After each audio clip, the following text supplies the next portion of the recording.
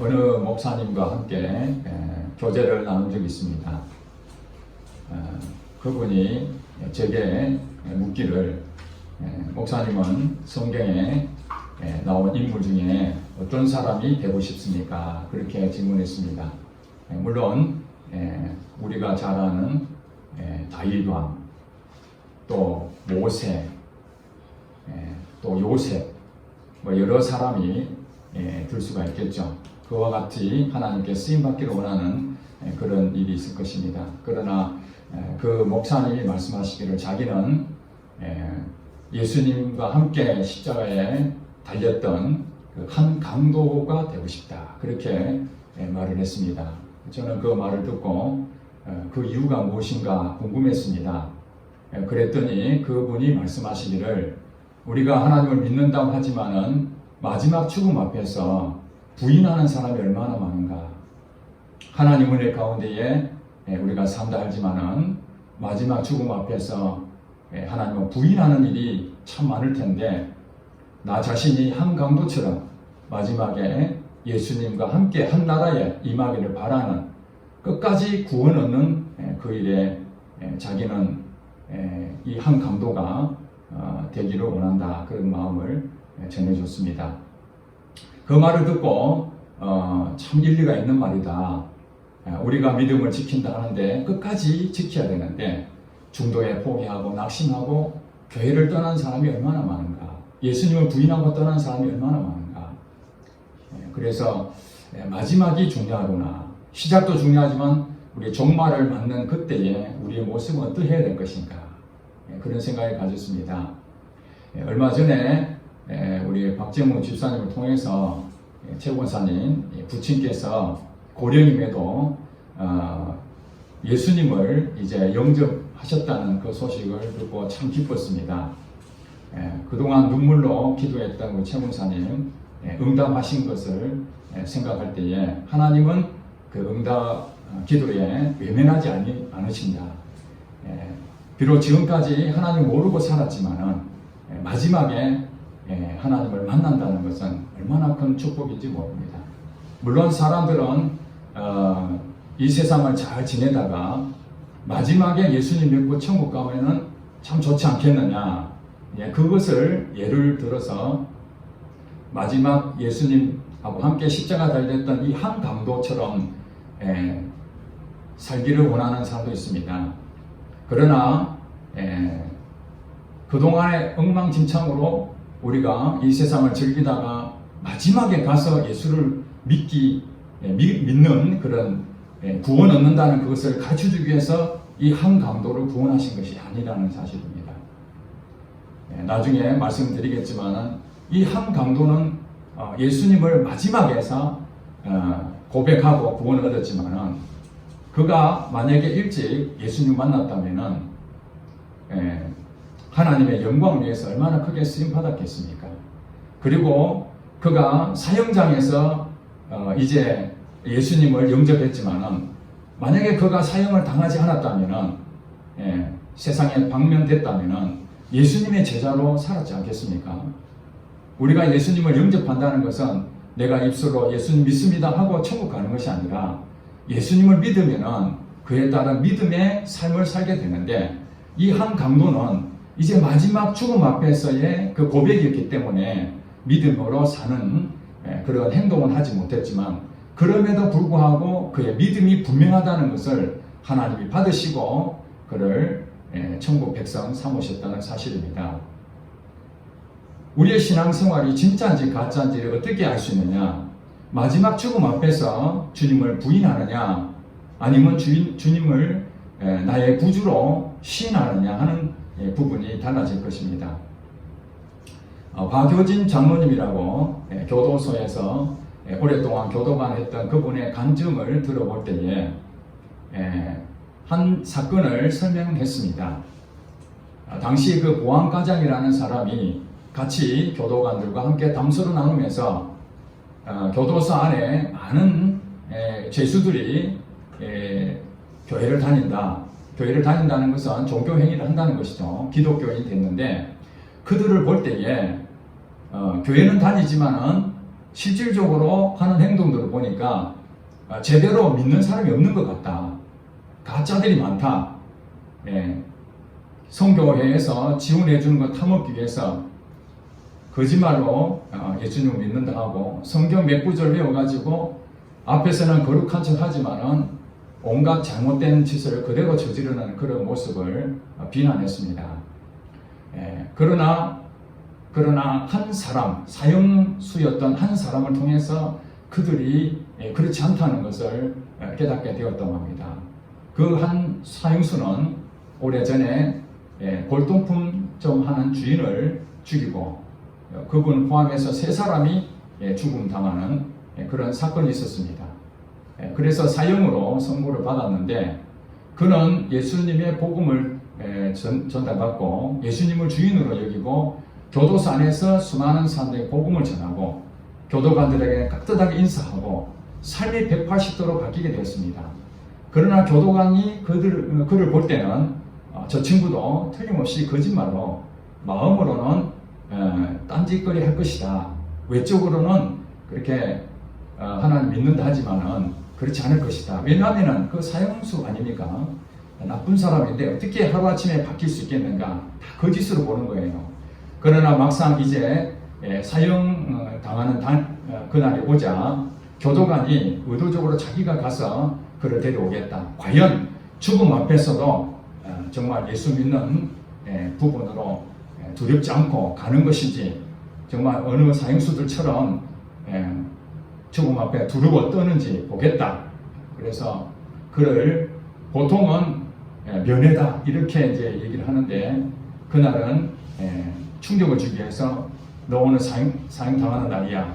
그렇게 했는데도 불구하고 그 박철웅이라는 사형수는 이미 준비한 것처럼 자세를 갖추고 그 교도소에 있는 죄수들과 일일이 예수를 믿으라고 그렇게 복음을 전하고 당당하게 사형장으로 갔습니다.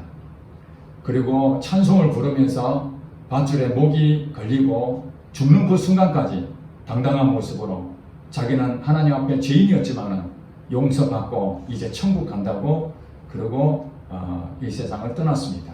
그 모습을 보고 거기에 참여했던 사형장에 참여했던 많은 교도관들이 저 친구는 진짜 예수 믿는 사람이구나 그렇게 말을 했다고 합니다.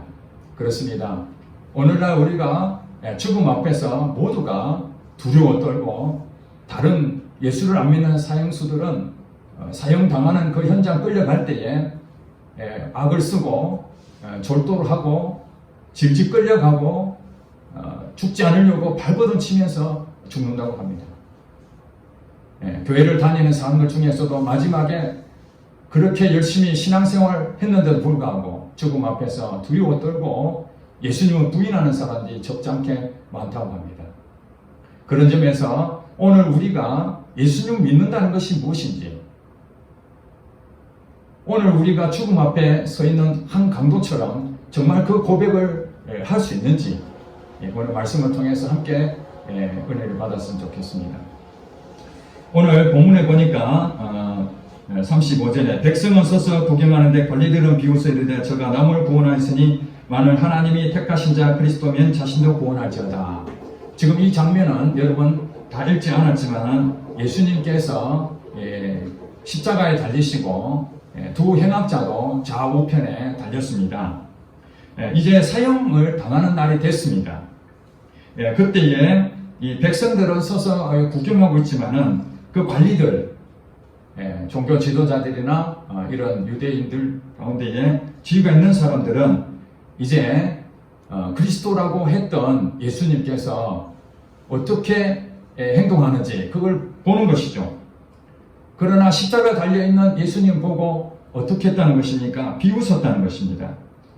남을 구원하겠다고 그렇게 가르쳤는데 정작 자신은 십자가에 달려있으니 네가 그리스도라면은 네가 백성을 구원할 자라면은 너 스스로도 구원 한번 해봐라. 그렇게 비웃었다는 것입니다.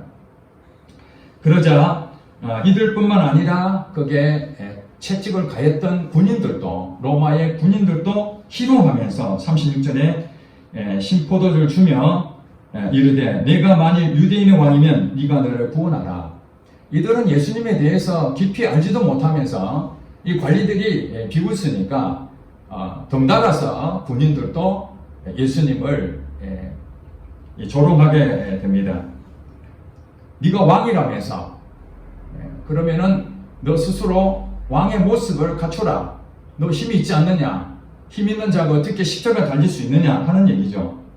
자, 여기서 이제 39절에 이렇게 말합니다. 달린 행악자 중에 다른 마태복음이나 마가복음 다른 데 보면은 이 행악자라고 되어 있지만은 강도로 나와 있어요. 강도.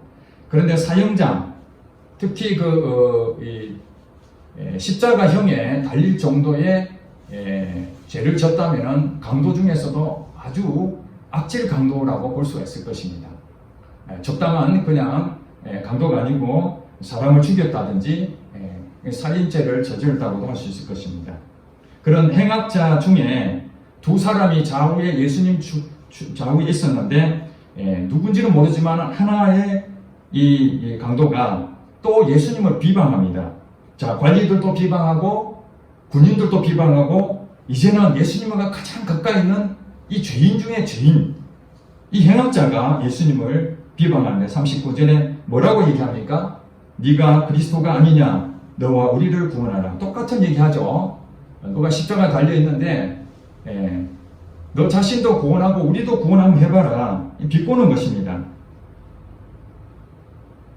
지금 예수님이 십자가 달려있는 이 상황에서 참 기가 막힌 일 아닙니까? 예수님 왜 십자가 달린지를 그들은 육적인 눈으로 볼 때에 말도 안 되는 횡설수설한 그런 혁명가로 보고 있는 것입니다. 한마디로 또라이다. 예수님은 미친 사람이다. 그렇게 보고 있는 것이죠. 정신병자다. 병원에 입원해야 될 자다. 이렇게 지금 사람들은 생각하고 있는 것입니다. 왜냐하면 자기가 하나님 아들이다 그러고 이 세상을 구원하러 왔다 하니까 얼마나 기가 막힙니까? 근데 끝에 보니까 십자가에 달려 이제 죽는 상황이 왔으니 그 앞에 일주일 전만 하더라도 예수님이 나귀를 타고 예루살렘 성에 입성하실 때 그 많은 유대인들이 환호하며 호산나 찬송하리로다 그렇게 했던 사람이 십자가 달려 이제 사형장에 끌려가는 예수를 보고 완전히 태도가 바뀌어 있는 것을 보게 됩니다. 그런데 두 명의 강도 중에 또 다른 한 강도는 다른 얘기를 하고 있습니다. 40절에 보니까 하나는 그 사람을 꾸짖어 이르되, 그 사람 누굽니까?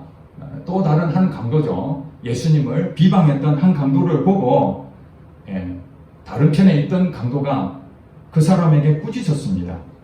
네가 동일한 정죄를 받고서도 하나님을 두려워하지 아니하느냐? 우리가 행한 일에 상당한 보응을 받는 것이니 이에 당연하거니와 이 사람 행한 것은 옳지 않은 것이 없느니라. 이렇게 그 친구를 꾸짖었습니다. 즉 자기 둘이는 당연히 사형장에서 십자가에 죽어도 당연한 죄를 범했다. 그런 보응을 받는다는 것이죠. 이것이 인과응보라는 것이죠. 죄를 범했으면 당연히 대가를 치러야 된다고 그는 여겼습니다. 즉 제가 자기 자신이 지금 다른 한 강도에게 이렇게 꾸짖었지만은 자기는 잘했다는 얘기입니까? 아니지 않습니까? 너도 잘못했고 나도 잘못했다.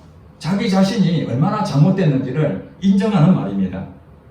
우리는 하나님 앞에 설 때에 제일 먼저 중요한 게 뭐냐면은 자기 자신을 봐야 됩니다. 지금 관리들과 군인들과 또 한 강도, 예수님을 비방했던 그 사람은 의인입니까? 그들도 죄인입니다. 비록 군인들과 관리들은 사형수로서 그 자리에 서지 않았지만 그들도 이 세상에 죽음이 오면은 지옥에 가야 될 자였습니다. 이미 멸망받아 죽어야 마땅한 심판의 대상들이었습니다. 그러면 그들은 오늘 한 강도, 우리가 행한 일에 상당한 보응을 받는다는 이 고백을 해야만 하나님 은혜를 입을 수 있는 것이죠.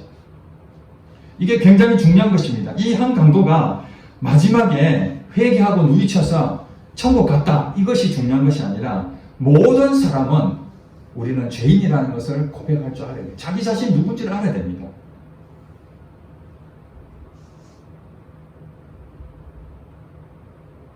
예수님께서 살아생전에 누가복음 18장에 그렇게 비유로 얘기했습니다. 한 바리새인과 또 한 세리가 있는데 바리새인은 기도하기를 자기는 토색한 일도 없고 헌금도 하고 또 이 세리와 같이 남의 것을 세금을 이렇게 찾고 가지도 않고 이래 동안 금식을 2번이나 하고 그리고 감사기도도 하고 이런 모습을 바리새인은 하고 있지만 또한 세리는 가슴을 치며 하나님 나를 불쌍히 여겨달라고 그렇게 외치며 있는 그 모습, 두 모습을 예수님 말씀하시면서 이 세리에게는 의롭다 하심을 받았느니라 그렇게 말을 했습니다. 예수님 앞에 설 수 있는 사람, 천국 갈 수 있는 사람은 바로 이 세리처럼 가슴을 치며 내가 죄인이라는 것을 고백하는 것입니다. 이것이 회개죠. 그리고 이 한 강도가 예수님에 대한 어떻게 평가하는지를 보시기 바랍니다. 자기 자신은 죄인이라는 것을 인정하는 거고, 두 번째로는 이 사람, 예수님에 대해서는 이 사람이 행한 것은 옳지 않은 것이 없느니라 그렇게 말을 했습니다. 이 사람이 행한 것은 옳지 않은 일이 없다. 제가 볼 때는 이 두 강도는 유대인이라고 볼 수 있습니다. 유대인. 그들은 하나님에 대해서 이미 태어나면서부터 율법을 배웠고, 그러나 그들은 하나님을 이렇게 어렸을 때부터 알았지만은 세상을 짝하고 강도짓을 하는 잘못된 행동을 했습니다. 그래서 지금 나 자신이 죄인이라고 고백했던 이 한 강도가 우리가 정죄를 받고서도 하나님을 두려워하지 않느냐 하는 얘기를 한 것이죠. 우리는 하나님을 두려워해야 된다. 물론 처음부터 이 강도가 하나님을 두려워했었으면 죄를 범하지 않았겠죠. 이 강도짓은 하지 않았겠죠. 그러나 늦었지만은 하나님 앞에 우리가 정말 잘못했구나. 그리고 예수님의 지나간 행적들을 그는 들었을 것입니다. 이 사람이 행한 것은 옳지 않은 것이 없다. 그것으로 예수님에 대한 평가를 하고 있는 것입니다. 여러분, 우리는 예수님을 누구로 여기고 있습니까? 지금 이 자리가 잘 보시기 바랍니다. 예수님이 지금 놀라운 기적을 베풀고 있는 그 자리에서 이 강도가 고백하는 것이 아닙니다. 예수님이 사형장에 지금 와서 곧 사형을 당하는 그 위치에 있는데 이 한 강도가 예수님 보고 그는 나쁜 짓을 한 적이 한 번도 없다. 그렇다는 얘기는 무엇입니까? 지금 예수님은 이 자리에 오실 분이 아니라는 것이죠. 우리는 당연히 이 사형장에 와서 십자가에 죽어야 되지만 예수님은 이 십자가에 죽을 수가 없는 그런 분이시다는 거예요. 즉 하나님이 아들이라는 것을 고백하는 것입니다. 예수님께서 제자들에게 너희는 나를 누구라 하느냐? 예수님의 그 질문 앞에 베드로가 고백했지 않습니까? 주는 그리스도시요 살아계신 하나님의 아들입니다. 주는 그리스도시요 그리스도입니다. 그리고 살아계신 하나님의 아들이십니다. 하나님의 아들이 어떻게 불의한 일을 하겠습니까? 이 사형장 앞에서 예수님이 십자가에 달리신 이유가 이사야서에 나와 있습니다. 이사야 53장 5절을 보니까 그가 찔림은 우리의 허물이요 그가 상함은 우리의 죄악 때문이라. 그가 징계를 받음으로 우리가 평화를 누리고 그가 채찍에 맞음으로 우리가 나음을 받았도다. 바로 그분 예수 그리스도는 십자가에 달려 돌아가시기 위한 하나님의 주신 그 사명을 감당하기 위해서 십자가에 달리신 건데 사람들이 볼 때는 구원 얻는 방법이 십자가에서 죽는 줄은 생각을 못했던 거예요. 그러나 그들이 가지고 있는 성경 이사야서는 있었습니다. 늘 배웠습니다. 이사야 53장 5절의 말씀은 바로 예수님을 지칭함에도 불구하고 그들 눈이 가려져서 몰라본 것이죠. 오늘날에도 수많은 사람들은 예수님은 하나님이시라는 것을 모르기 때문에 하나님을 믿지 않습니다. 우리가 아무리 예수님이 하나님이시다, 우리를 위해서 죽으러 오셨고 우리 죄 때문에 죽으셨다 그렇게 고백해도 왜 죽냐? 그리고 끝까지 부인했지만은 마지막에라도 이 한 강도처럼 그렇구나, 바로 이분이 메시아구나, 하나님의 아들이시구나, 그리고 자기가 죄인이라고 깨닫고 바로 예수님을 영접하면은 어떤 고백이 나옵니까? 42절에 예수여 당신의 나라에 임하실 때에 나를 기억하소서. 하나님 나라에 임하실 때에 하나님 나라의 주인이 바로 예수님이신 것을 고백하는 내용 아닙니까?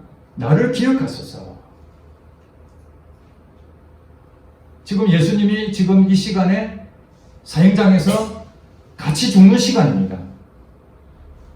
이 강도가 고백하는 것은 당신도 죽고 나도 죽는다고 생각한다면 이 고백을 할 수가 없는 것이죠.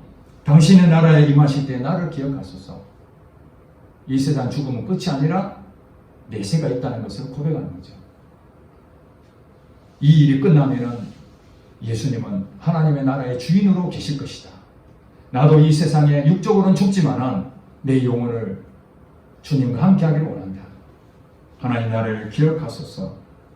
나를 기억하소서. 그렇게 고백합니다. 그때 예수님께서 말씀하시기를 내가 진실로 내게 이르노니 오늘 내가 나와 함께 낙원에 있으리라. 낙원에 있으리라. 오늘 네가 나와 함께 낙원에 있을 것이다. 예수님을 영접하는 그 순간 예수님과 함께 하는 고백이죠. 우리가 지금 이 사건을 보면은 사형장 마지막 날이기 때문에 육적으로 끝이 나는 시간입니다. 끝이 나는 시간이지만은 예수님 물론 육체적으로 십자가 달려 돌아가시고 강도도 다 죽었습니다. 그럼에도 불구하고 함께 예수님과 이 한 강도는 함께한다. 낙원에 있다는 것은 함께한다. 구원받은 자라는 것을 정확하게 보여주는 말씀이지만은 또 한편으로 생각한다면은 이거 영적인 의미로 생각한다면은 꼭 죽음밖에 아니더라도 우리가 지나온 세월 동안 예수님을 만나는 그 날이 있었을 것입니다. 여러분 그렇죠? 예수님을 나의 구주로 영접하는 날이 분명히 있었습니다. 기억을 정확하게 못한다 할지라도 예수님은 나의 주인이십니다. 그렇게 고백한 그날부터 예수님 말씀하시기를 오늘 네가 나와 함께 낙원에 있으리라 하는 것처럼 내가 너와 함께 지금 있다는 것입니다. 우리 안에 누가 계십니까? 성령님이 계십니다. 하나님의 영이신 그 성령님이 우리 안에 계신다는 거예요. 예수님을 영접한 자에게 하나님의 영이 우리 안에 계십니다. 그것이 바로 우리와 함께 하신다는 것입니다. 그때부터 천국이 이루어지는 거예요.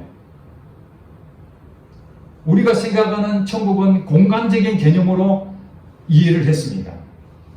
유대인들도 오늘날 많은 그리스도인들도 다 죽으면 가는 어느 한 장소로 그렇게 이해를 하는데 실질적으로 영적 의미를 본다면 천국이 이 땅에 임하는 것입니다. 여러분 믿으십니까? 예, 이 땅에 임하지 않고 천국 간다면 이 땅에 우리는 지옥 같은 삶을 산다는 것이잖아요. 왜냐하면 이 세상은 부패했기 때문에 죄로 물들었기 때문에. 그러면 우리가 이 땅에 무슨 소망을 삽니까?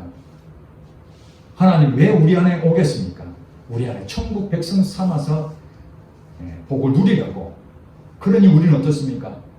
빨리 믿으면 믿을수록 좋은 것이죠, 사실.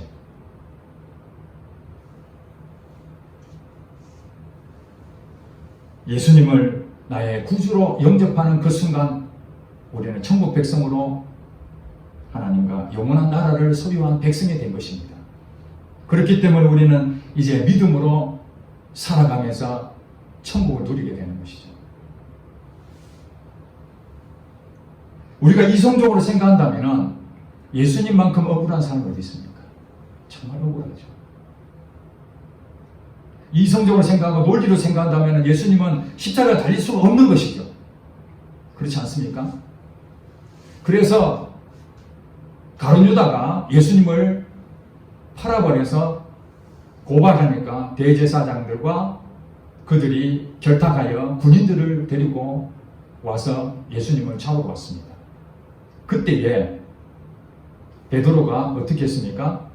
그 대제사장인 종이었던 자를 칼로 한 귀를 잘라버립니다. 즉 예수님을 보호하겠다는 것이죠. 잡으러 오니까 그 분노를 일으켰습니다. 예수님 뭘 잘못했는데? 여러분 성경에 다 보셨잖아요. 예수님 뭘 잘못했습니까? 병자를 고치고 귀신을 쫓아내고 하나님에 대해 복음을 전하고 사람을 죽였습니까? 아니면 불의한 일을 했습니까? 부정한 일을 했습니까? 그런 증거가 아무것도 없는데 예수님을 잡으러 왔습니다.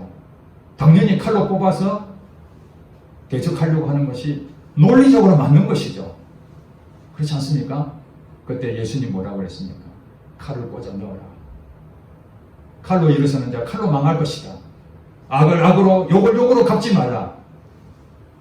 내가 하나님께 구하여 12군단이나 되는 이 천사를 하나님이 보내시게 할 수 없겠느냐? 예수님 능력이 없어서 십자가에 달리신 것이 아니라는 거예요. 우리가 이성적으로 생각한다면 이 세상의 불의와 이런 걸 보면 분노할 수밖에 없습니다. 우리는 무엇으로 접근해야 됩니까? 하나님 마음으로 접근해야 됩니다. 우리가 핍박을 당하고 우리가 고통을 당하지만 예수님도 억울한 그 예수님도 십자가 달려 침을 뱉는 걸 당하고 채찍도 맞고 머리에 가시관을 쓰시고 온갖 조롱과 비방을 당하시면서도 그것을 감내하신 것은 하나님의 마음이 그렇다는 거예요. 은혜를 모르는 자도 하나님께서 그들을 사랑하신다는 사실을 우리는 알아야 됩니다. 하나님 믿는 백성들뿐만 아니라 하나님은 세상을 이처럼 사랑하사 독생자를 주셨으니 이는 그를 믿는 자마다 멸망하지 않고 영생을 얻게 하시려고 예수님이 이 땅에 보내셨습니다. 오늘 예수를 믿지 않는 수많은 사람들이 있습니다. 그 사람들이 하나님을 제대로 알았기 때문에 그렇습니까? 하나님 모르기 때문에. 오늘 34절에 볼까요? 우리 읽지 않았지만 예수께서 이르시되 아버지 저들을 사하여 주옵소서 자기들이 하는 것을 알지 못함이니이다. 그렇게 말하고 있습니다. 아버지 저들을 용서하여 주시옵소서 자기들이 하는 것을 알지 못함이니이다. 마지막 두 강도 중에 한 강도는 예수님을 비방하는 것으로 마지막 인생을 끝냈지만 자기의 잘못을 누이치고 예수님 나를 기억하소서 그렇게 고백한 예수님 앞에 마지막 기지만 고백한 그 자의 고백을 예수님은 용서하셨다는 거예요. 우리 그걸 아셔야 됩니다. 그동안 아무리 잘못한 짓을 했다 할지라도 주님 앞에 용서를 구하면 자비로우시고 인자하시고 은혜가 많으신 그분이 그를 긍휼히 여기사 용서해 주신다는 것입니다. 여러분 주님을 사랑하십니까? 주님 나의 주인으로 알고 지금까지 살아오셨습니까? 오늘 여러분들이 죽음 앞이라고 생각하고 정말 당당한 모습으로 이 세상에 부끄럽지 않는 모습으로 찬송을 부르면서 사형장에 갔던 그 한 죄수처럼 우리도 그렇게 갈 수 있어야 되지 않겠습니까? 우리는 지옥에 가면 안 됩니다. 심판받는 멸망의 길로 가면 안 됩니다. 신앙생활 잘하는 것처럼 가다가 마지막에 부인하면 안 됩니다. 마지막에 중요합니다. 오늘은 마지막처럼 살아야 됩니다. 오늘 마지막이다. 하나님, 오늘이 마지막입니다 하고 예수님을 나의 구주로 모시고 믿음으로 바로 서야 됩니다. 믿음으로. 세상의 것을 보면서 자꾸 거기에 마음을 빼앗기면 안 됩니다.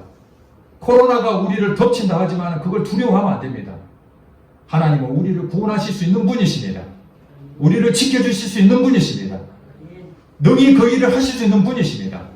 무엇이 불안합니까? 무엇이 두렵습니까?